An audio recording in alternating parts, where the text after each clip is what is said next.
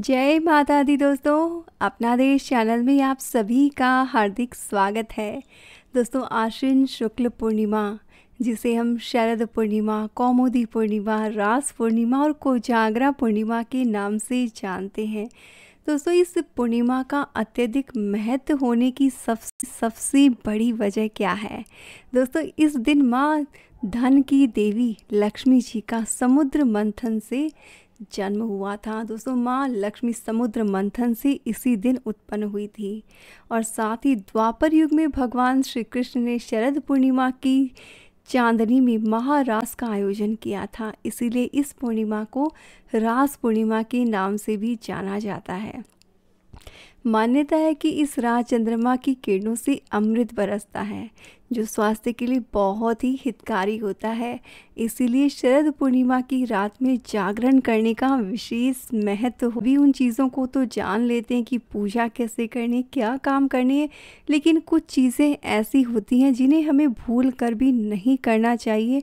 उनकी हम अज्ञानतावश जो है उन्हें अवॉइड कर देते हैं। दोस्तों, इस वीडियो में हम जानेंगे कि शरद पूर्णिमा के दिन हमें कौन कौन से काम करने हैं, साथ ही ऐसे कौन से काम हैं जो हमने भूल कर भी शरद पूर्णिमा के दिन नहीं करने हैं।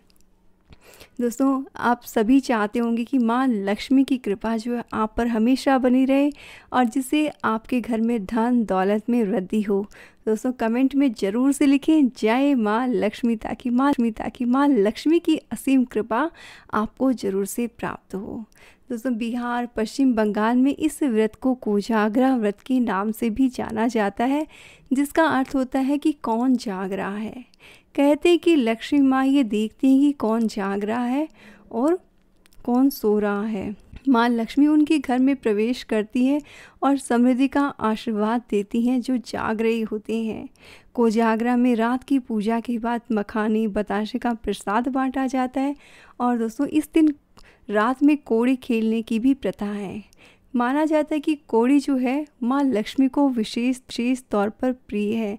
इसीलिए माँ लक्ष्मी की पूजा करते समय उन्हें कौड़ी जरूर से अर्पित करना चाहिए। दोस्तों, इसके पीछे वजह ये है कि जो कौड़ी होती है वो भी समुद्र से उत्पन्न होने के कारण देवी लक्ष्मी का भाई मानी जाती है। और उड़ीसा, पश्चिम बंगाल में इस दिन कुंवारी कन्याएं सुबह के समय स्नान करके सूर्य देव की पूजा करती हैं और रात में चंद्रमा पूजन करती हैं। मान्यता है कि ऐसा करने से योग्य वर की प्राप्ति होती है। इस दोस्तों, जो भी कुंवारी कन्याएं, कुंवारे लड़के भी अच्छे वर और वधू की प्राप्ति की इच्छा रखते हैं, सुबह में सूर्यदेव को अर्घ्य देना चाहिए, माँ लक्ष्मी की पूजा करनी चाहिए और रात को चंद्रमा की पूजा जरूर से करनी चाहिए। दोस्तों, इस रात में यानी कि शरद पूर्णिमा की रात को माँ लक्ष्मी अपने वाहन पर सवार होकर भगवान विष्णु के साथ पृथ्वी भ्रमण को आती है। और शरद पूर्णिमा की रात में चंद्रमा 16 कलाओं में चमकता है और पूरी रात अपनी धवल चांदनी से पृथ्वी को रोशन रखता है। मान्यता है कि शरद पूर्णिमा की रात में चंद्रमा की शीतल चांदनी के साथ ही आसमान से अमृत बरसता है। इसीलिए इस दिन खीर बना के रात में उसे चंद्रमा की रोशनी में रखा जाता है और फिर सुबह में जो ब्रह्म मुहूर्त में माँ लक्ष्मी को उसका भोग लगाया जाता है। साथ ही दोस्तों, शरद पूर्णिमा की रात को मिट्टी के पात्रों में जल भर रखा जाता है और फिर सुबह में उस जल से स्नान किया जाता है। ऐसा करने से आरोग्य की प्राप्ति होती है, साथ ही मनोवांछा होती है।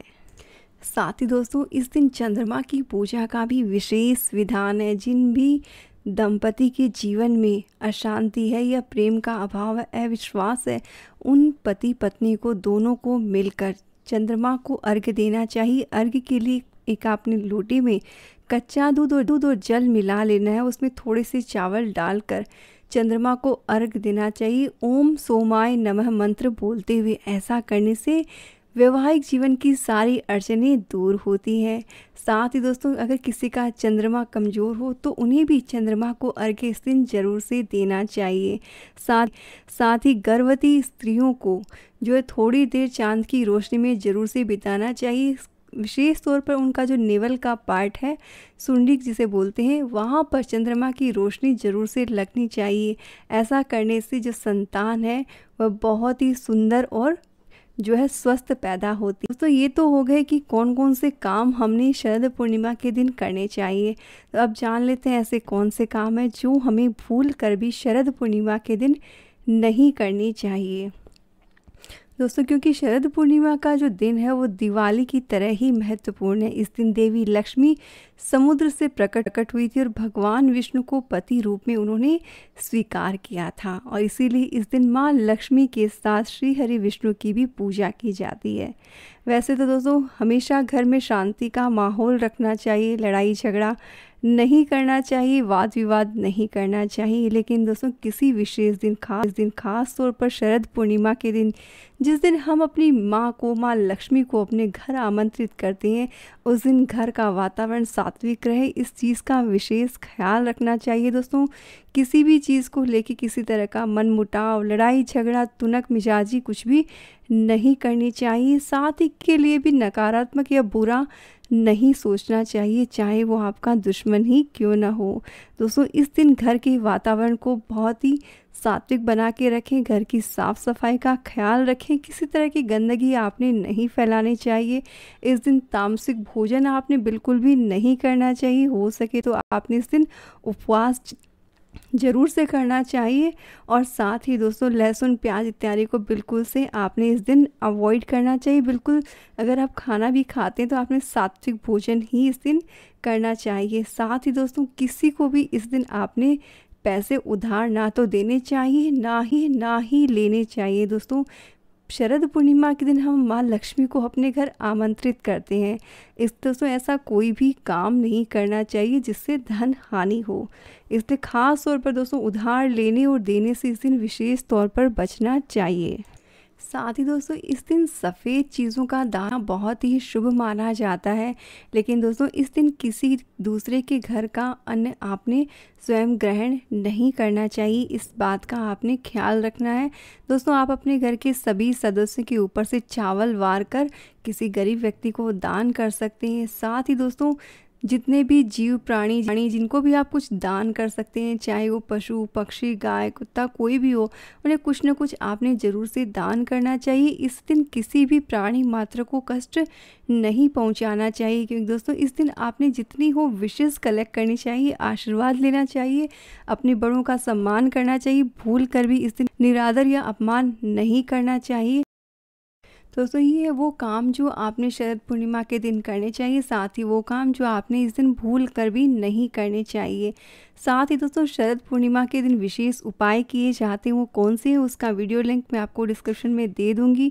शरद पूर्णिमा की पूजा का समय क्या है ये सब के लिए आप डिस्क्रिप्शन ज़रूर से चेक कर लें। और दोस्तों अपना देश चैनल में पहली बार आए तो चैनल को सब्सक्राइब करके घंटी के बटन को प्रेस कर दीजिए। और दोस्तों आप भी चाहते हैं कि माँ लक्ष्मी की असीम कृपा आपको प्राप्त हो तो कमेंट में लिखना ना भूलें, जय माँ लक्ष्मी। दोस्तों दिवाली से पहले ये रात बहुत खास है, सोने में ना गंवाएं। दोस्तों धनवान बनना चाहते तो इससे बड़ा मौका आपको नहीं मिलेगा। इस रात को आप जागरण जरूर से करें और खीर का भोग माँ लक्ष्मी को जरूर से लगाएं। माँ लक्ष्मी जरूर से आएंगी। एक बार जरूर से लिखें कमेंट में, जय माँ लक्ष्मी।